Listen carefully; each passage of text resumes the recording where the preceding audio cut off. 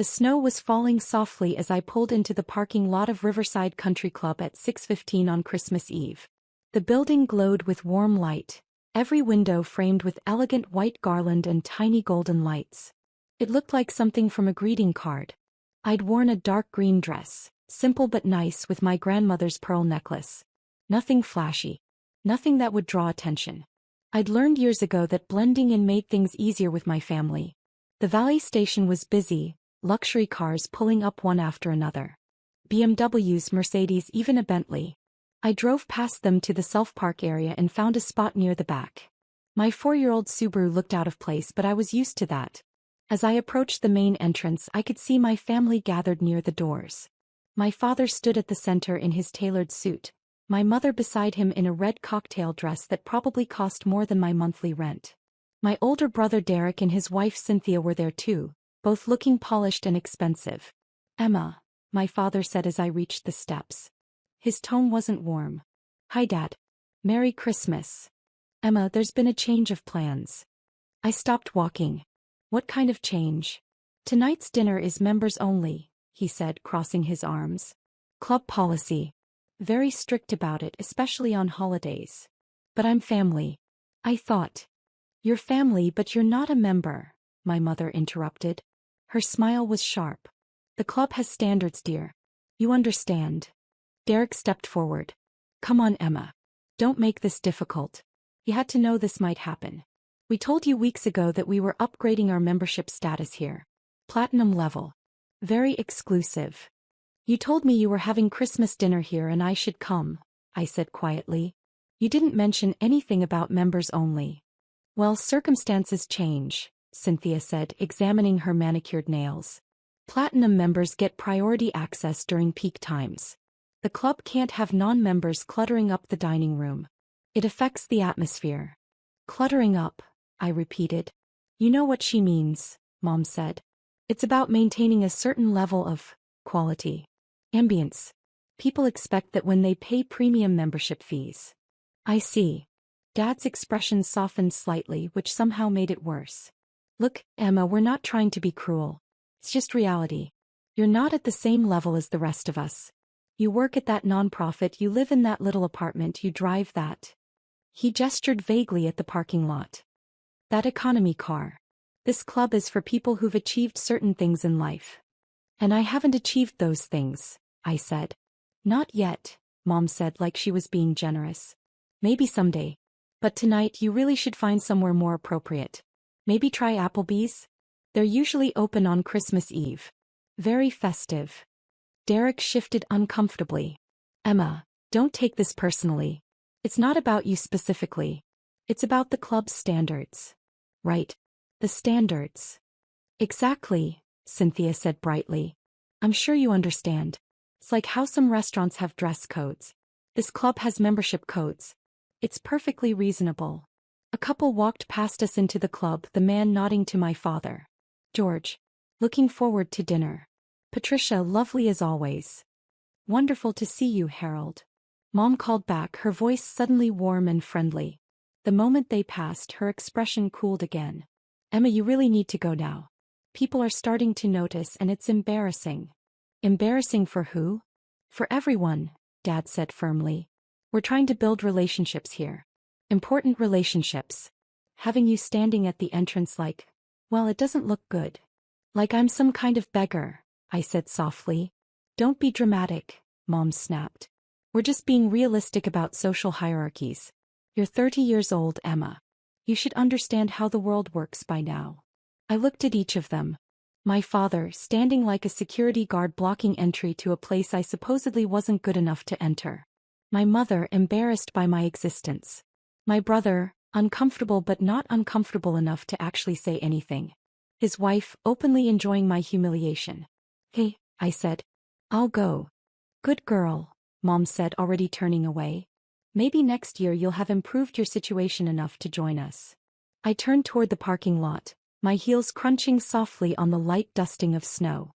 Behind me I heard my family greeting more arrivals, their voices cheerful and warm. None of that warmth had been for me. I'd made it about 3 steps when I heard rapid footsteps behind me. "Miss Anderson. Miss Anderson, wait." I turned to see Richard Chin rushing out of the club's main entrance. Richard was the club director, a position he'd held for 15 years. He was usually calm and composed, but right now he looked almost panicked. "Richard, it's fine," I started. "It's absolutely not fine," he said, slightly out of breath. He looked past me to where my family stood frozen on the steps. "What's going on here? Why are you leaving?" "Members only tonight," I said quietly. Family explained the policy. Richard's expression shifted from concerned to confused. "Members only? We don't have a members-only policy on Christmas Eve. We're actually fully booked tonight, but that's because..." He stopped, staring at my family. "Did you tell Ms. Anderson she couldn't enter?"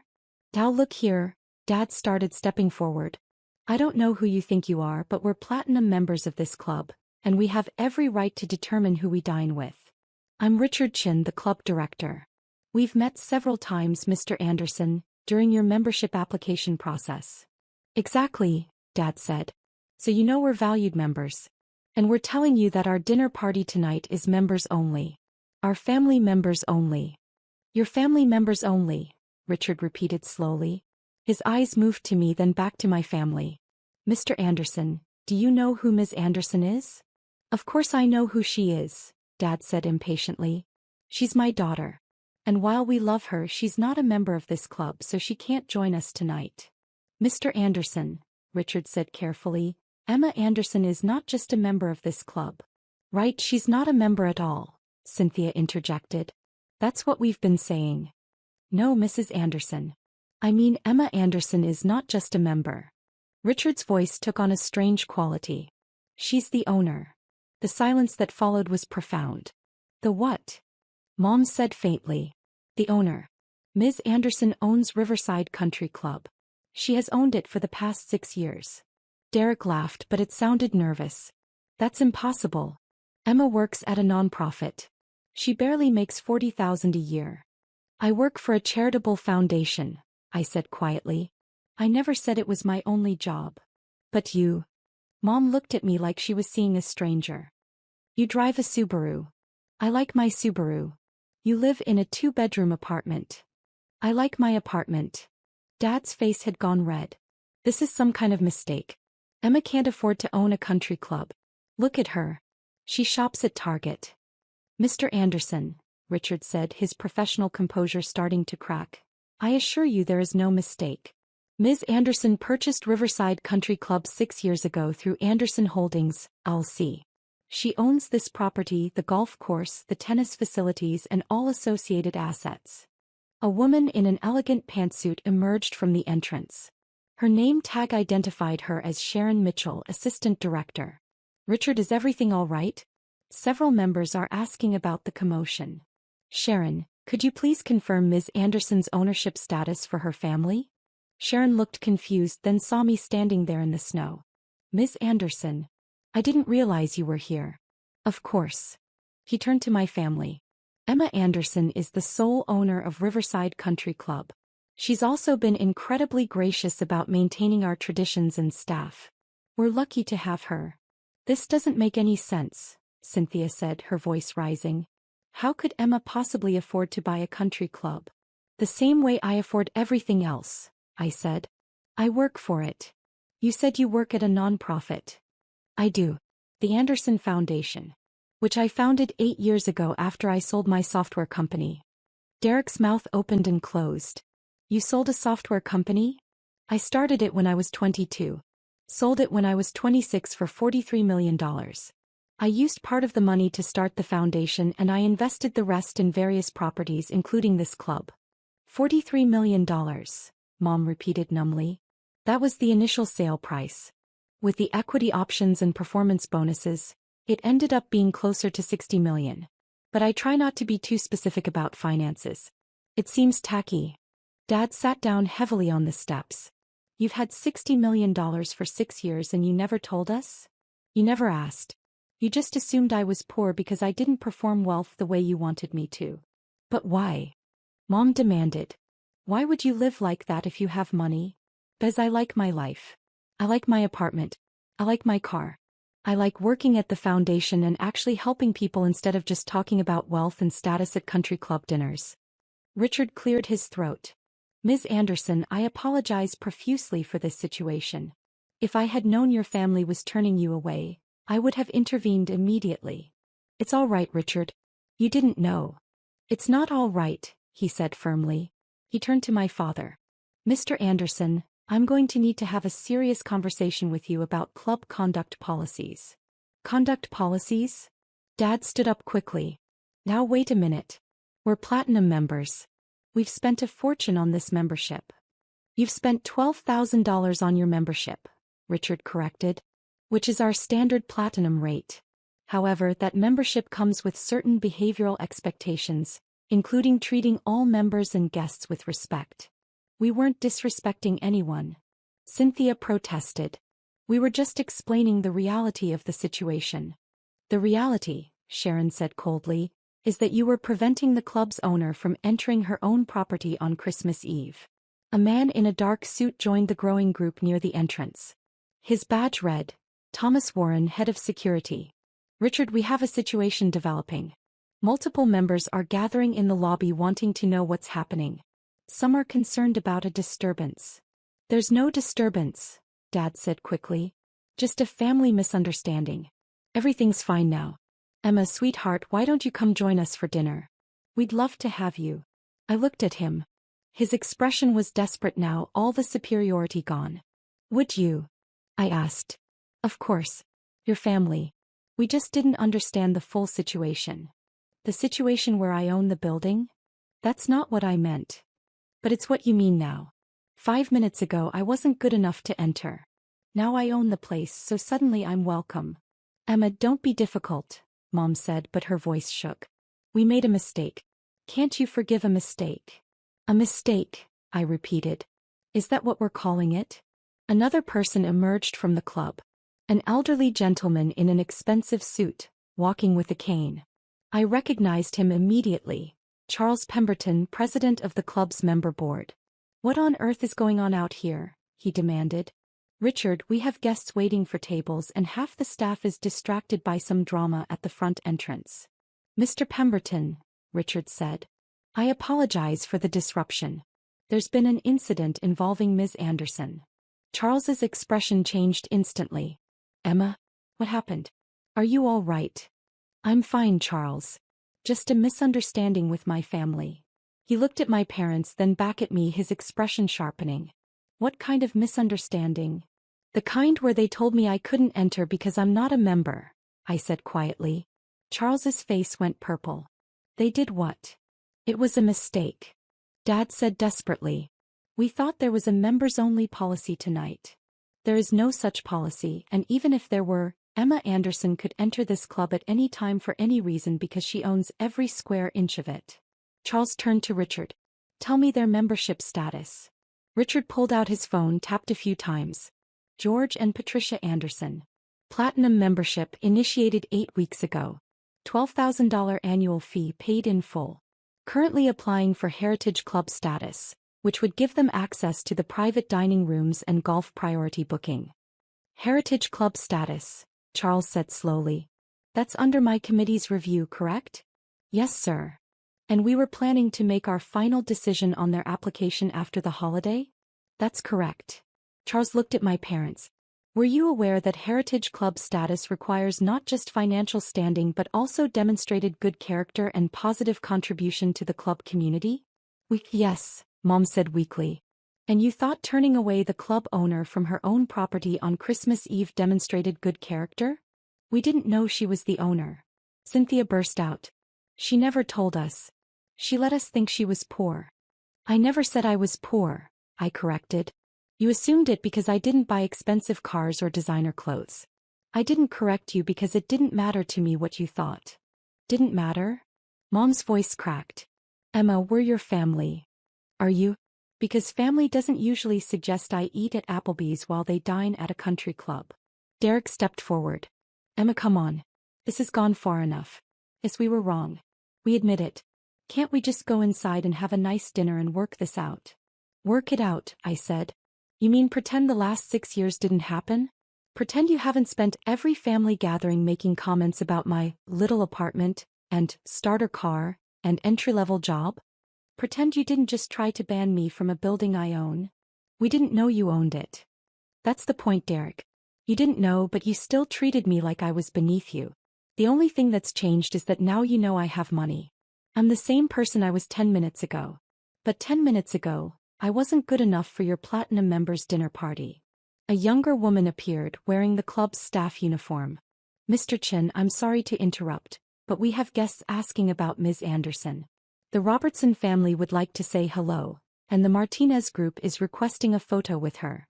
Photo? Dad said blithely. The staff member looked confused.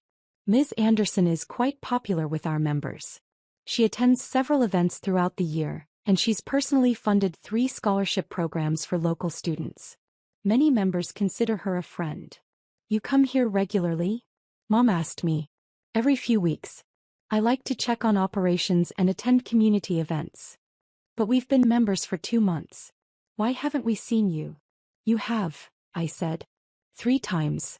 Once in the parking lot when you drove past me without acknowledging me. Once in the lobby when you were showing off for your friends and pretended not to notice me. And once on the patio when you made a joke to someone about how even the staff dressed better than some people's families. Mom's face went white. That was about you? I was sitting 2 tables away. Richard's expression had gone from professional concern to cold anger. Ms. Anderson, I apologize that you experienced that treatment at your own club. That's unacceptable. It's fine, Richard. It's not fine. He turned to Thomas. I want a full review of the Anderson family's interactions with staff and other members. Tonight.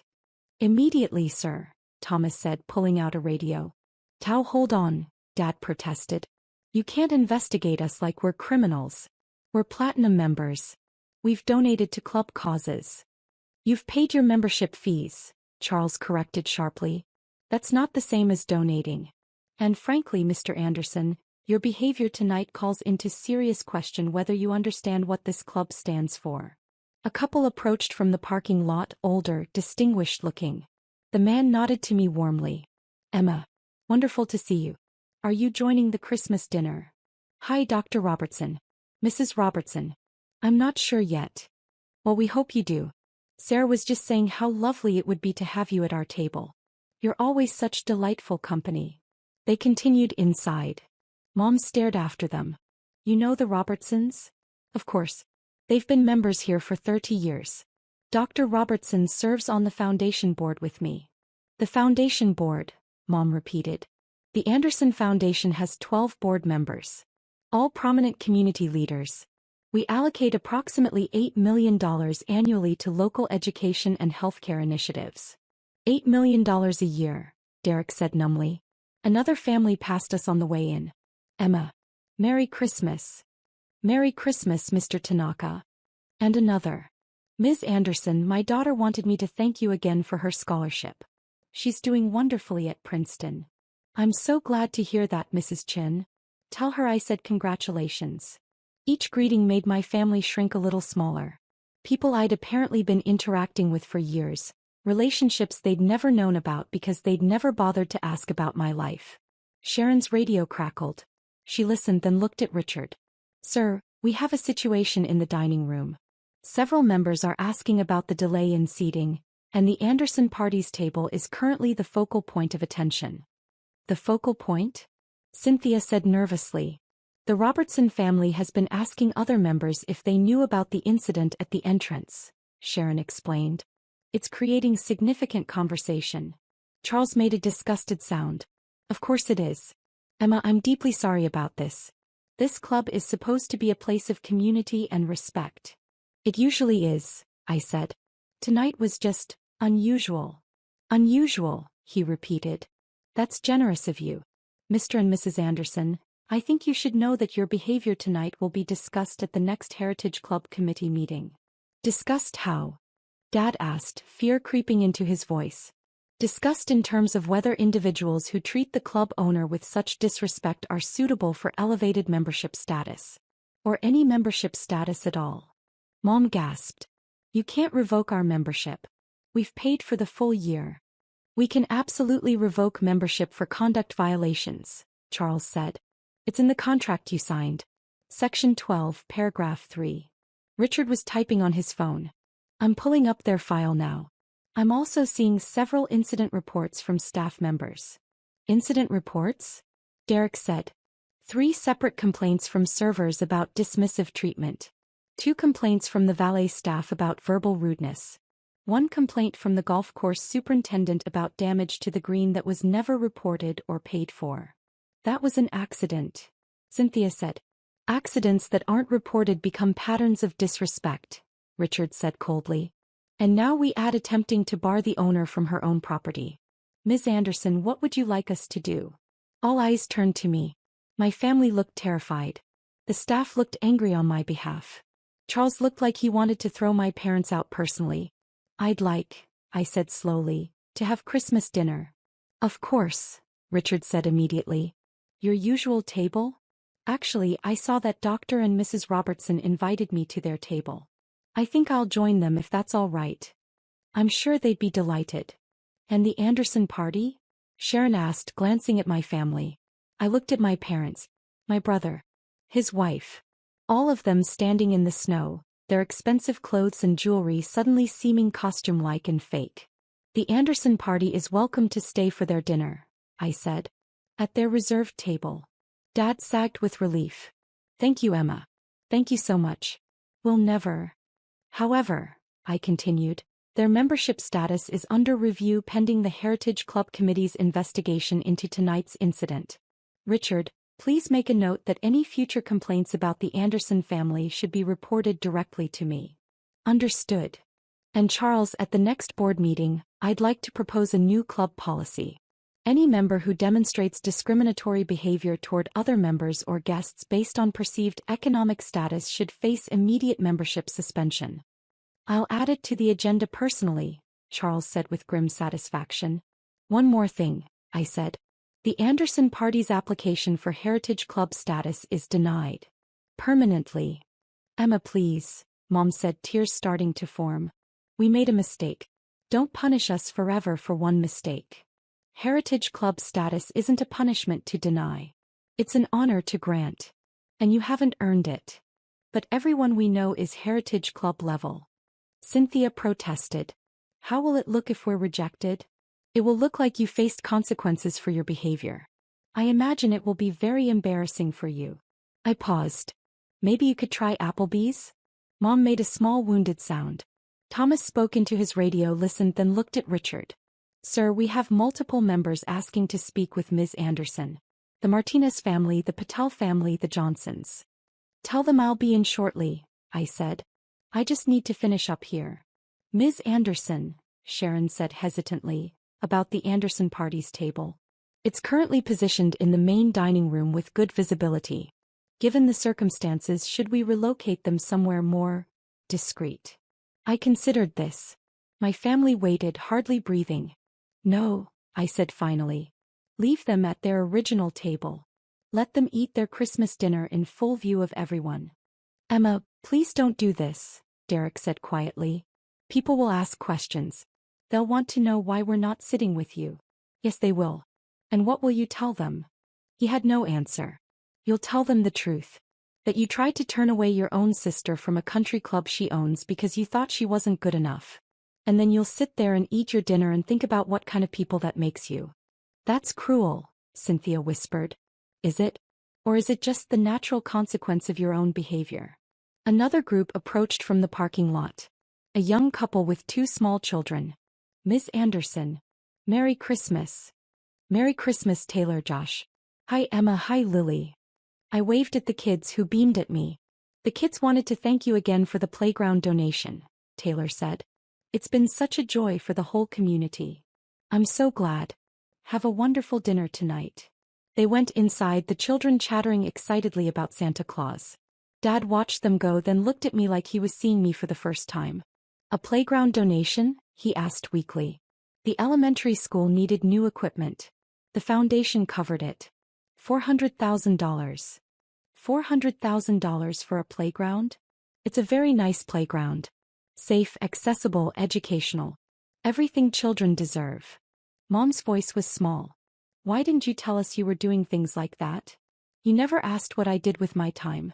You just assumed I wasn't doing anything important because I wasn't buying luxury cars or designer purses. Richard's phone buzzed. He looked at it, then at me. Ms. Anderson, the Robertson table is asking when you'll be joining them. Should I tell them you'll be delayed? No, I'm ready now. I started toward the entrance, then paused. Oh, one more thing. Richard, what's the status of the Anderson Party's bar tab? They have a platinum membership, so they currently receive a 25% discount on all food and beverages. Please remove that discount effective immediately. Standard pricing only. Emma. Dad protested. Platinum members receive discounts based on their standing in the club community, I said. I don't think your standing is particularly high right now, do you? I walked toward the entrance. Richard and Sharon fell into step beside me and Charles followed.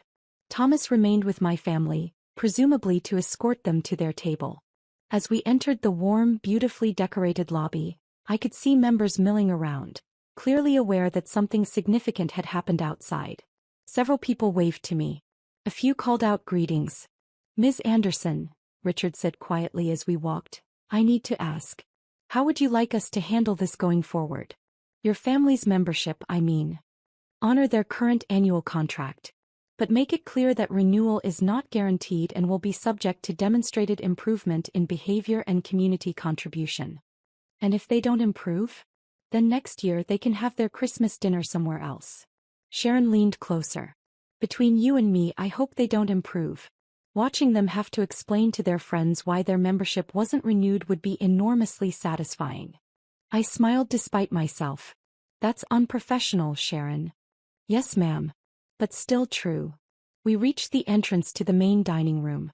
Through the doorway, I could see the Robertson table waving at me, welcoming. I could also see my family being seated at their table near the center of the room, my mother's face pale, my father's expression hollow. One last thing, I said to Richard. I want a full report on my desk after the holidays detailing every interaction my family has had with staff and other members since they joined. Everything. I want to know if this kind of behavior is a pattern or just tonight's spectacular failure. You'll have it by December 27th, he promised. Thank you. And Richard, have a Merry Christmas. You've handled this with remarkable professionalism. Thank you, Ms. Anderson. Though I wish the circumstances had been different. So do I. I walked into the dining room. The Robertsons stood to greet me, Dr. Robertson pulling out my chair personally. Emma. We're so delighted you're joining us. Thank you for having me. As I sat down, I had a clear view of my family's table. They were staring at their menus like they contained the secrets of the universe, clearly trying to avoid eye contact with anyone. Several nearby tables were whispering, glancing between them and me. Mrs. Robertson followed my gaze. Is everything all right, dear? You seemed a bit delayed coming in. Just a family matter, I said. Nothing serious. Family, she said knowingly. Sometimes they're the most complicated relationships we have. Sometimes, I agreed. A server appeared with champagne. Compliments of the house, Ms. Anderson. The chef wanted to wish you a Merry Christmas. Please give him my thanks. Across the room I saw my mother watching this exchange, her face a mixture of confusion and misery. Dad was talking to a server, probably asking about prices now that they'd lost their discount. Derek sat with his arms crossed, while Cynthia kept glancing around nervously, aware of the attention they were receiving. Dr. Robertson raised his glass. A toast. To kindness, generosity, and the true spirit of the season. Hear, hear, several voices chorused. I raised my glass and smiled. And for the first time that evening the smile was genuine. The rest of the dinner passed pleasantly. The Robertsons were warm and funny, telling stories about their grandchildren and their recent trip to Italy. Other members stopped by to say hello, to thank me for various foundation initiatives, to wish me happy holidays. I felt surrounded by real community, real connection. My family, meanwhile, sat at their table eating in near silence. I watched them occasionally, not out of vindictiveness but out of a kind of sad curiosity. Had they always been like this? Had I just never noticed because I was too busy trying to meet their impossible standards? Around 9:30, as dessert was being served, Richard appeared at my table. He leaned down discreetly. Ms. Anderson, the Anderson party is requesting their check. They'd like to leave. Already? Dinner service usually runs until 11 on Christmas Eve. Yes. They seem uncomfortable. I imagine they are.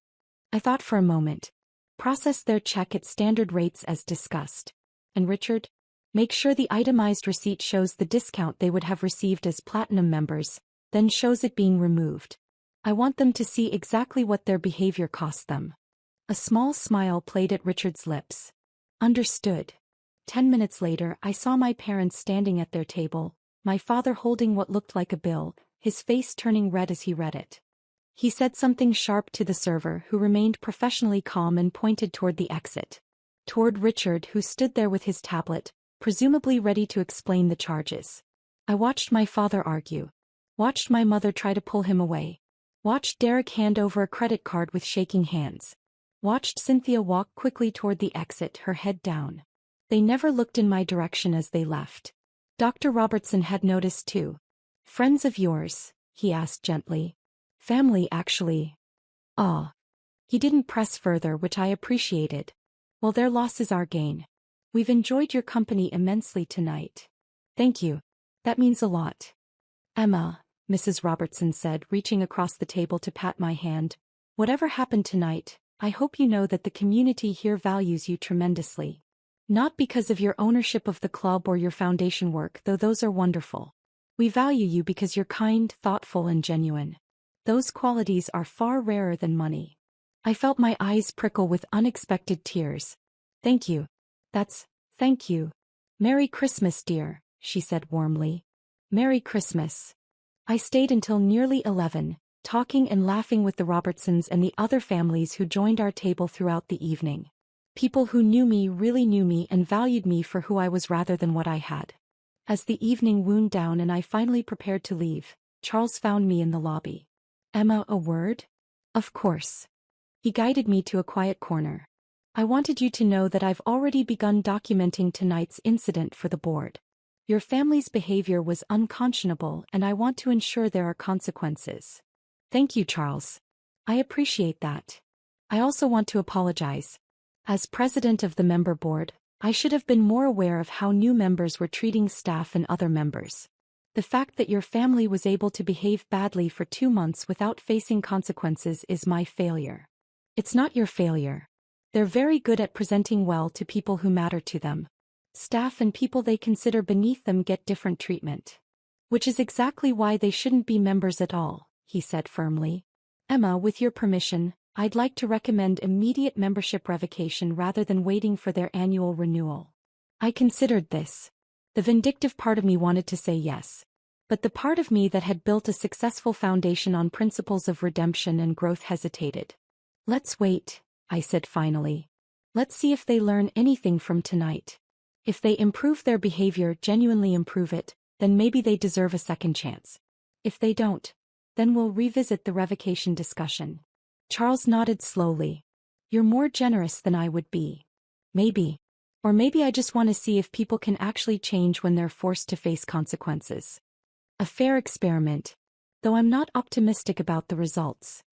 Neither am I admitted.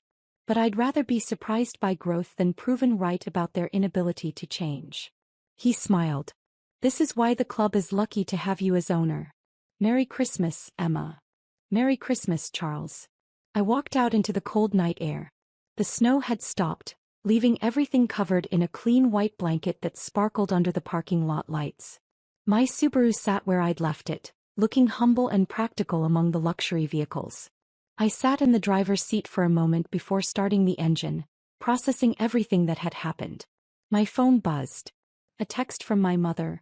We need to talk about tonight. Not an apology. Not an acknowledgement of what they'd done. Just a demand for more of my time and attention. I deleted the message without responding.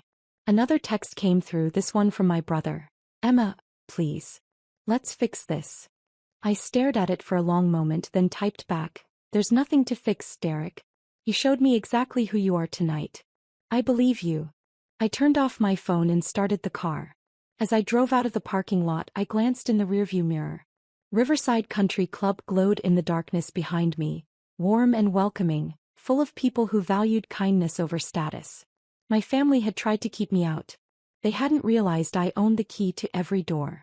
And tomorrow, they'd wake up to a world where everyone they wanted to impress would know exactly what they'd done.